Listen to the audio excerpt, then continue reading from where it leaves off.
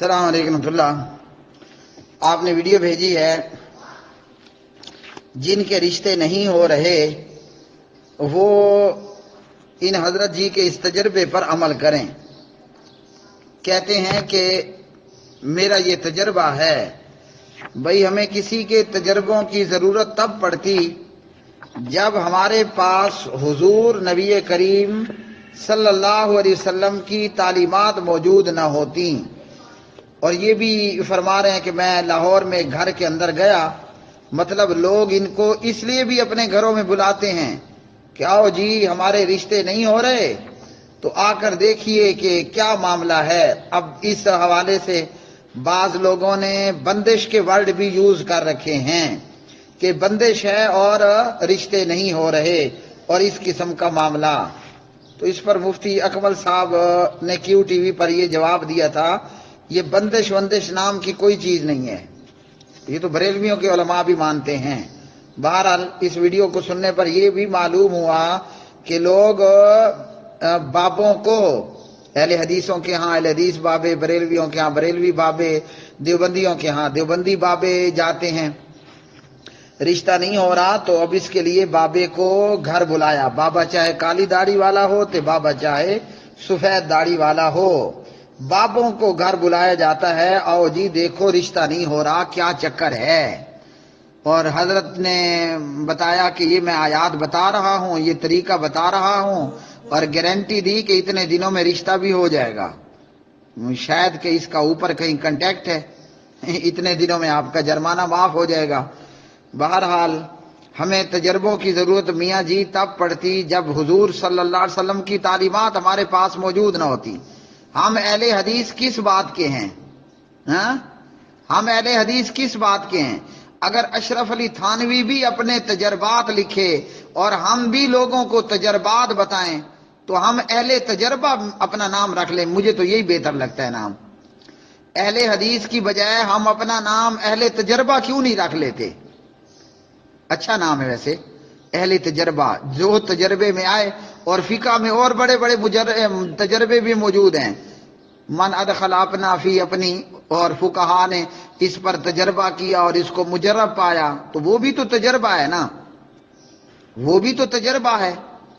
تو اشرف علی تھانوی کے آپ تعویذات دیکھ لیں، ان کی منزلیں اور مبینیں دیکھ لیں، تو وہ بھی تو تجربہ ہے نا۔ اور اشرف علی تھانوی اس تجربے بتانے والے سے بہت بڑے عالم تھے، یہ بھی آپ سن لیں۔ وہ اشرف علی تھانوی صاحب جو اس ویڈیو میں تجربہ بتا رہا ہے، غالباً کہ شاید کہ اہل حدیث ہو، ورنہ جو بھی ہے، اگر اہل حدیث ہے تب بھی اشرف علی تھانوی اس تجربہ بتانے والے سے بہت بڑے عالم تھے۔ تو ہم اپنا نام اہل حدیث کی بجائے اہل تجربہ کیوں نہ رکھ لیں؟ میں اس لیے اہل حدیث کو ٹارگٹ کر رہا ہوں، یہ جس کی ویڈیو میرے گروپ کوسچن آنسر 3 میں ڈالی گئی، ان کے بیانات اور ان کے یہ تجربات پیغام ٹی وی پر بھی آتے ہیں، اور لوگ جانتے ہیں نا کہ پیغام ٹی وی اہل حدیث کا چینل ہے۔ تو اہل حدیث بجائے اس کے کہ مجھ سے سوال ہوا میں قرآن و حدیث میں غوطہ لگاؤں، آپ کے سوال کے جواب پر نبی علیہ السلام کی حدیث لے کر آؤں نا۔ اگر تجربے ہی بتانے تھے تو پھر ہم اپنا نام اہل حدیث کیوں رکھے ہوئے ہیں؟ ایسے تجربے والوں کو میرا مشورہ ہے، اپنا نام اہل حدیث ہٹا کر آپ اپنا نام اہل تجربہ رکھ لیں، بہت بہتر ہوگا، تاکہ لوگوں کو پتہ تو چلے نا۔ اب سنتے ہیں کہ کیا ان کا تجربہ اور تجربہ ہے، اور پھر اس کا میں انشاءاللہ آپ کو تجزیہ تبصرہ کر کے دیتا ہوں اور بتاتا ہوں کہ رشتے نہیں ہو رہے تو اس کا حل کیا ہے۔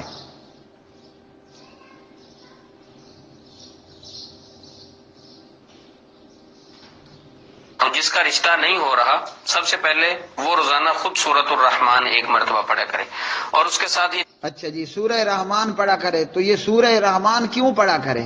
وجہ، سورۃ الکوثر کیوں نہ پڑھے؟ سورہ طٰہٰ ما انزلنا کیوں نہ پڑھے؟ جی، سورۃ الطور، سورۃ النجم کیوں نہ پڑھے؟ سورۃ الواقعہ کیوں نہ پڑھے؟ سورۃ الحدید کیوں نہ پڑھے؟ سورۃ الشمس، سورۃ اللیل، سورۃ الاعلیٰ، الغاشیہ کیوں نہ پڑھے؟ سورہ رحمان کیوں پڑھے؟ سوچا ہے آپ نے کیوں کہہ رہے ہیں یہ؟ جس کا رشتہ نہیں ہو رہا، بابا جی ابو تجربہ اور اہل تجربہ، یہ بابا جی فرما رہے ہیں کہ جس کا رشتہ نہیں ہو رہا وہ سورہ رحمان پڑھے۔ میں پوچھتا ہوں سورہ رحمان کی بجائے وہ سورہ آل عمران کیوں نہ پڑھے، وہ سورہ مریم کیوں نہ پڑھے؟ کیا خیال ہے؟ سورہ رحمان پڑھنے کا کیوں کہا؟ ایک بات ہمارے ہاں ہمارے معاشرے میں بڑی مشہور ہے، مگر ہے وہ گڑنتو، یاد رکھنا۔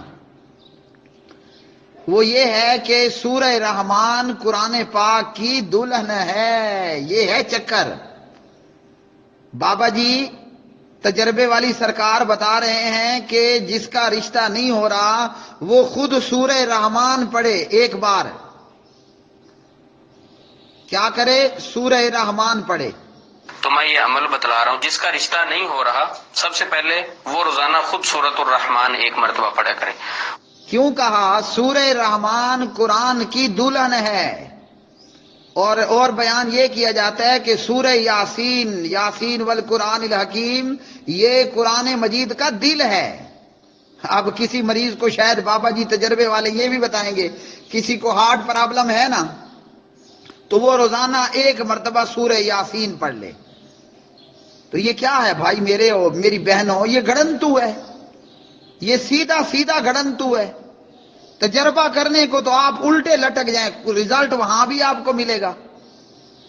کس چیز میں تجربہ مجرب نہیں ہوتا؟ آپ ہزاروں بابائے گڑنتوں سے پوچھیں نا، وہ کہتے ہیں ہمارا تجربہ ہے۔ یہ درباروں کی جو مٹی ہے اس میں کیا ہے؟ کبھی مٹی میں شفا ہے؟ لوگ جاتے ہیں درباروں کی مٹی کھاتے ہیں اور ٹھیک بھی ہو جاتے ہیں۔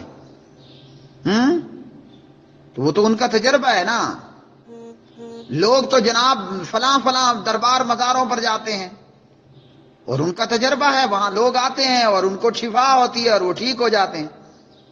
تو ہم کہیں گے وہ ٹھیک ہیں؟ میرا مشورہ ضرور یاد رکھنا، اہل حدیث کی بجائے ایسے لوگوں کو چاہیے وہ اپنا نام اہل تجربہ رکھ لیں۔ اچھا جی، سورہ رحمان پڑھو ایک مرتبہ۔ کیوں؟ جن کی شادی نہیں ہو رہی، یہ سورہ رحمان کیوں پڑھو؟ کوئی اور سورت کیوں نہ پڑھو؟ اللہ کے بندے، قرآن پورے کا پورا میرے آپ کے لیے رحمت ہے، شفا ہے۔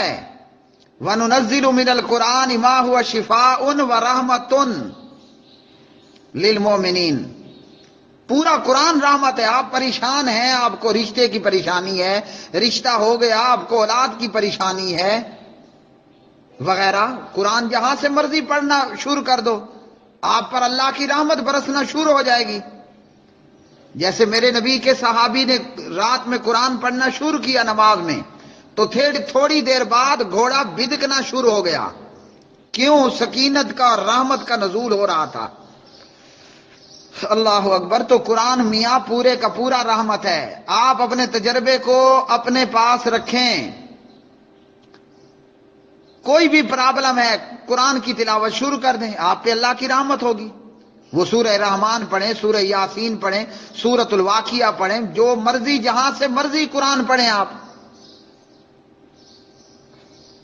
تو یہ بات گڑنتو ہے کہ یاسین قرآن کا دل ہے، رحمان قرآن کی دلہن ہے۔ اور اس کے ساتھ یہ چھوٹا سا عمل ہے، وہ یہ کرے گا صبح شام، فجر کی نماز کے بعد صبح کرے گا درود ابراہیم 100 مرتبہ پڑھے گا، اور ساتھ امن یجیب المضطر اذا دعاہ۔ جہاں تک ہے درود ابراہیمی کا تعلق، تو آپ نبی علیہ الصلوۃ والسلام پر ایک مرتبہ درود پڑھیں، اللہ تعالیٰ آپ پہ اپنی 10 رحمتیں نازل کرے گا۔ اور یہ صرف رشتے کے لیے نہیں ہے، آپ کو کوئی بھی ٹینشن، کوئی بھی پریشانی ہے کسی بھی معاملے میں، جو سنت تعداد درود کی ثابت ہے صبح شام وہ پڑھیں۔ آپ چاہتے ہیں اس سے زیادہ پڑھنا چاہتا ہوں تو جتنا مرضی درود پڑھتے رہو، اور درود کا رشتے سے کوئی کانٹیکٹ، کوئی تعلق نہیں ہے۔ ہر مصیبت میں، ہر پریشانی میں آپ چاہتے ہیں کہ میرے رب کی مجھ پہ رحمت آئے تو پڑھیے درود، آپ پر آپ کے رب کی رحمتیں نازل ہوں گی۔ امن یجیب المضطر اذا دعاہ ویکشف السوء، اس میں اللہ تعالیٰ نے بتایا کون ہے جو مجبور کی دعا قبول کر کے مصیبتوں کو دور کرتا ہے، یہاں تو یہ بتایا گیا۔ یہ تو خبر دی جا رہی ہے کہ مصیبت زدہ کی، مجبور کی مصیبت کو دور کرنے والا، دعاؤں کو قبول کرنے والا وہ ہے جو عرش پر مستوی ہے۔ تو بھئی یہ بذات خود یہ دعا تو نہیں ہے، دعا کرنی ہے تو اس کے لیے دعائیہ کلمات آپ استعمال کریں۔ میں ساتھ میں بتا دیتا ہوں کہ آپ نے کیا کرنا ہے۔ کوئی بھی ٹینشن پریشانی آپ کو ہے، پرے کریں یار تجربوں کو، جب میرے نبی کی حدیث موجود ہے۔ میں کتاب و سنت کا ادنا سا طالب علم ہوں، اللہ کی قسم جب بھی میں کتاب و سنت میں غوطہ زن ہوتا ہوں، سوال کا جواب میرے سامنے یوں شیشے کی طرح آ جاتا ہے۔ کبھی کم محنت کرنی پڑتی ہے، کبھی تھوڑی، کبھی ذرا غوطہ زیادہ اندر کو لگانا پڑتا ہے، کبھی اوپر سے موتی ہیرے لال مل جاتے ہیں۔ میں حافظ عبدالسلام بن محمد کا، مفتی عبدالرحمن عابد کا، مبشر احمد ربانی حافظہم اللہ تعالی، ابو سیف صاحب کا، عبدالرحمن ثانی صاحب کا ایک ادنا ترین طالب علم رہا ہوں، لیکن بھائیو اللہ کی قسم میں جب بھی قرآن میں غوطہ لگاتا ہوں، اور جب بھی کیا میں صبح سویرے سے لے کر دن گئے گزرے تک میں ہر سوال کے جواب کے لیے قرآن میں غوطہ لگاتا ہوں، میرے ادنا کی یہ حالت ہے، میرے اعلیٰ کی کیا حالت ہوگی؟ اللہ اکبر۔ ہر سوال پر قرآن کی آیت اور نبی کی حدیث اور علماء کرام کے فتاوی جات۔ تو جب دین اتنا آسان ہے کہ مجھ جیسا ناچیز، میں نے جب غوطہ لگایا قسم سے میرا غوطہ ضائع نہیں گیا۔ آپ کے سوال پر ہیرا موتی لال مجھے ملا ہی ملا، قرآن سے ملا یا حدیث سے ملا یا علماء کے فتاوی جات سے ملا۔ تو یہ امن یجیب المضطر، یہ تو اللہ تعالیٰ بتا رہا ہے کہ مجبور کی دعا قبول کرنے والا، مصیبتوں کا دور کرنے والا وہ اللہ ہے۔ اب اس رب کو آپ نے، مجبور میاں مجبور بی بی، آپ نے اپنے رب کو پکارنا ہے۔ کیا کرنا ہے مصیبت میں، مشکل میں، پریشانی میں؟ آپ کو پریشانی ہے، آپ کا رشتہ نہیں ہو رہا، دعائی یونس پڑھ لیں۔ آپ کو پریشانی ہے، آپ کا رشتہ نہیں ہو رہا، یا کوئی بھی پریشانی ہے تو پڑھ لیں یہ دعا، اللہم لا سہل الا ما جعلتہ سہلا وانت تجعل الحزن اذا شئت سہلا۔ اور یہ کہیں آپ کو دور نہیں جانا پڑے گا، نہ جہلم، نہ بندی، نہ اسلام آباد، نہ ملتان، نہ بری، نہ سوات، سیدھا سیدھا دارالسلام دارالندلس میں جائیں، 100 روپیز دیں اور اسے کہیں میاں مجھے حسن المسلم پکڑا دو، اور وہ بھی آپ کو اپنی جیب میں ڈالیں اور گھر آ کر پڑھیں لا الہ الا انت سبحانک انی کنت من الظالمین۔ اپنی جس مصیبت میں آپ ہیں، رشتہ نہ ہونے کی مصیبت ہے یا کوئی بھی ہے، اللہ کا یہ وعدہ ہے وَكَذَلِكَ نُنْجِي الْمُؤْمِنِينَ، قیامت تک کے مومنوں کے لیے اعلان ہے۔ لا الہ الا انت سبحانک انی کنت من الظالمین پڑھنا تمہارا ہمارا کام ہے، نجات دینا اللہ وحدہ لا شریک کا کام ہے۔ آپ بابے کو گھر بلا رہے ہیں کہ آؤ میرا گھر دیکھو، رشتہ نہیں ہو رہا۔ ریزن کیا ہے رشتہ نہ ہونے کا؟ بھئی ہماری ڈیمانڈ ہی ایسی ہے۔ لڑکا چاہتا ہے میں وہی دلہن لوں گا جو لیڈی ڈیانا جیسی سفید تے چٹی چمڑی والی ہوگی، بھلے اس کے کرم سارے کے اعمال کرتوت سارے کے سارے کالے ہوں۔ لڑکا کیا کہتا ہے؟ میں وہ دلہن لوں گا جو گوروں کی طرح، لیڈی ڈیانا کی طرح گوری چٹی ہو، بلکہ اور جبکہ اس کے اعمال کالے کرتوت ہوں۔ وہ کون سی کتاب ہے؟ تحفۃ العروس ہے میرے خیال میں، اس میں انہوں نے لکھا کہ عورت ہو خوبصورت لیکن کرتوت کالے ہوں، اس کی مثال ایسی ہے جیسے مجوسی کی قبر پہ جلتا ہوا چراغ۔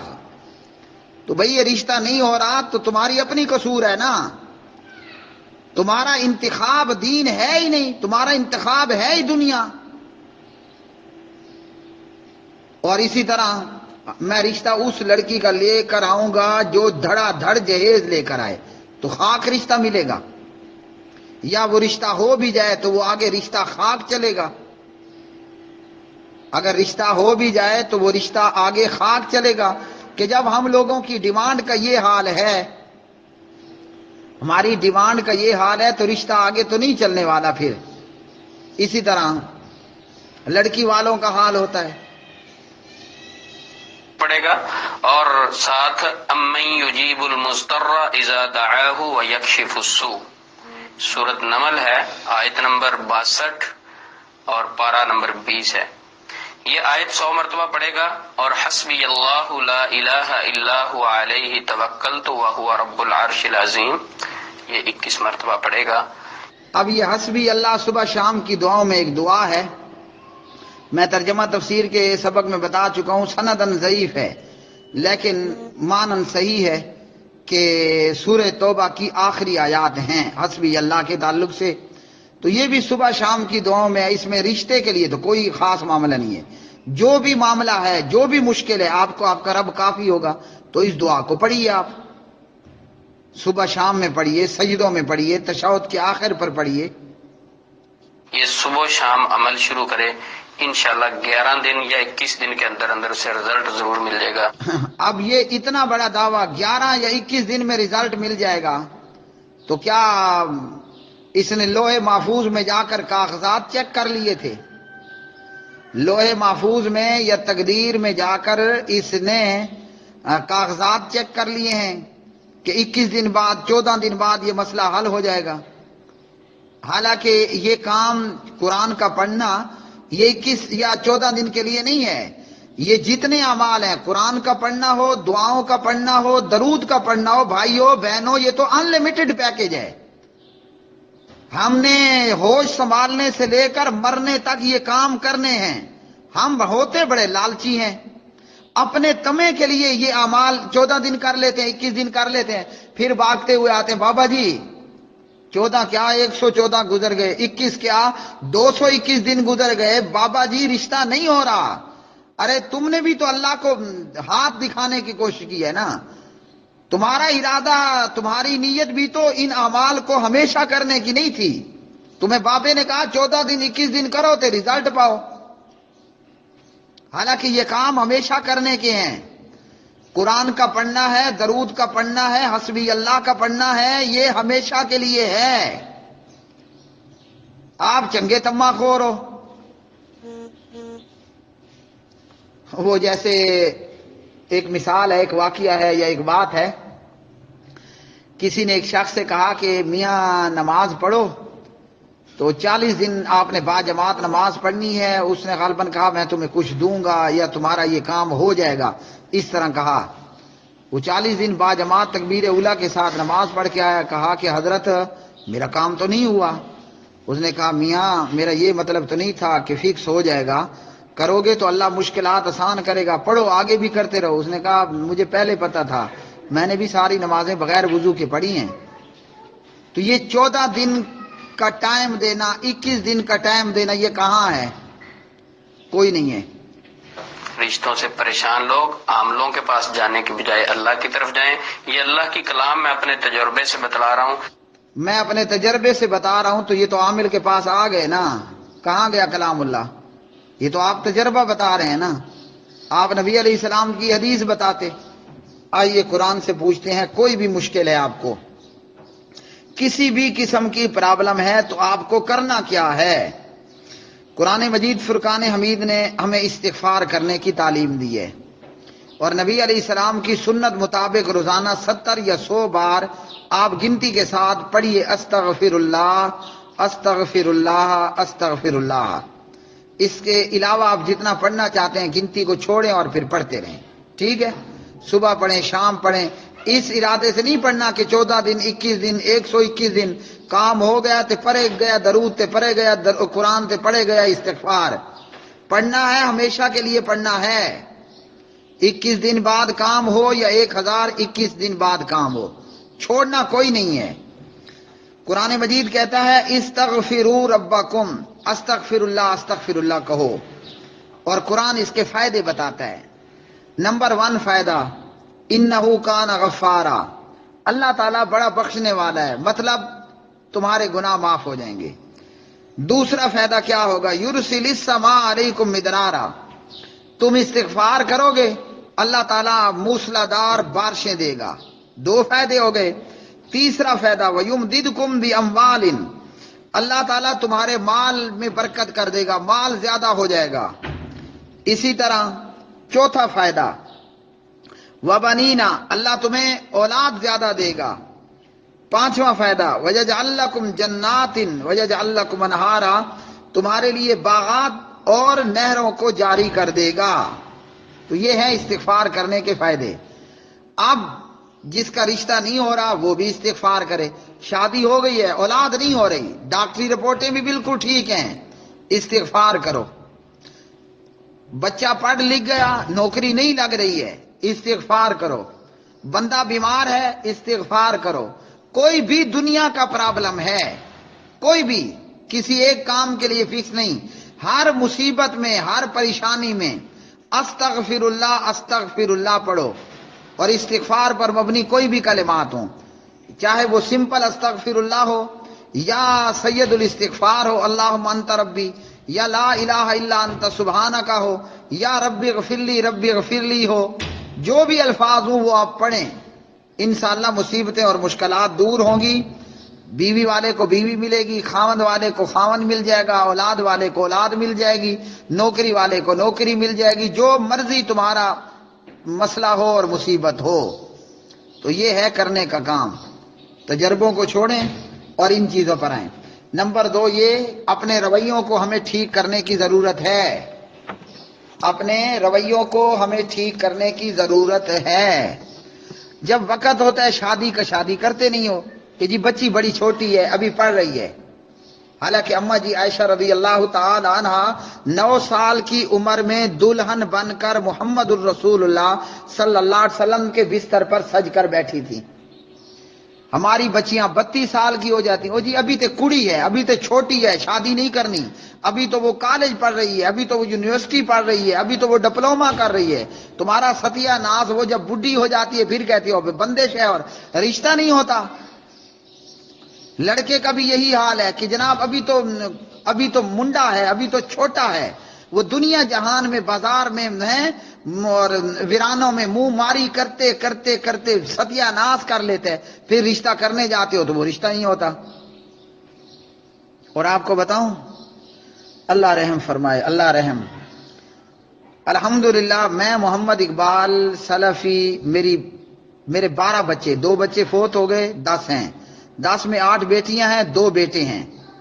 और मुझे आज भी वो बात याद है, मेरी पहली बेटी पैदा हुई हफ्सा, वो चंद दिन की थी। मैं एक देसी दवाखाने पर गालबन अर्के शीरी लेने गया। माएँ जानती हैं, बच्चों के पेट में दर्द मरोड़ हो, गैस हो तो फिर बच्चे को अर्के शीरी पिलाते हैं ताकि पेट का दर्द और हवा खारिज हो जाए, मामला ठीक हो जाए। तो अब 2019 की बात है, ठीक है। अब ये 2019 से आज, और ये जो वाकिया है ये 2002 का है गालबन। देसी दवाखाने पे गया अर्के शीरी लेने, और एक चंगा हट्टा कट्टा नौजवान, खूबसूरत भी है, चंगा जिस्मानी तौर पर तगड़ा भी है और फुल स्मार्ट भी है, जो आप कहें वो है। मेरे से पहले वो खड़ा था। वो दवाखाने वाला कुछ वाकिफ लगता था, उसने जो लेना था या कहना था वो चला गया। मैंने अर्की शीरी लिया। दुकानदार गुस्से में बता रहा है कि इसकी चंद दिन पहले शादी हुई और ये अपनी बीवी के काबिल नहीं है, गलतकारियों और मुंह मारियों की वजह से। अब बताइए क्या खाक शादियां होंगी? जब शादी की उम्र है, शादी करनी कोई नहीं है तुमने, और जब औरत के मुंह पे झुर्रियां आ जाती हैं, वो बुढ़ी हो जाती है, वो बड़ी उम्र की हो जाती है, और रिश्ता देखने वाले कहते हैं हमें तो 15 साल की चाहिए, हालांकि अपनी बेटी को बजाने के लिए वो 30 साल बाद निकलते हैं। इधर लड़कों का हाल यही है कि मुंह मारियां कर कर करके, हराम कारियां कर करके बेड़ा गर्क हो जाता है। तो फिर उसके बाद हम कहते हैं रिश्ते नहीं हो रहे। अब जिन्नात को ब्लेम करना, तवीज़ात को ब्लेम करना, बंदिशों को, आसेब को लेकर आना, फिर बाबों को घरों में बुलाना, उफ, तो ये मुसीबतें ही मुसीबतें होंगी, ये मुसीबतें ही मुसीबतें होंगी। इसी तरह भाई शादी वहां देनी है जहां लड़का कवारा हो। अगर कोई शादीशुदा आ भी जाए ना रिश्ता लेने के लिए, और जी पहले वाली बीवी को तलाक दो फिर हम बेटी का रिश्ता देंगे। फिर इस मुआशरे में शादियां होंगी कि जिना होगा? حضرت ابو بکر صدیق رضی اللہ تعالیٰ عنہ بڑھاپے میں شادی کر رہے ہیں اور بیٹا پیدا ہو رہا ہے. اور اسی طرح صحابہ کرام ایک وقت میں 4 تک بیویاں.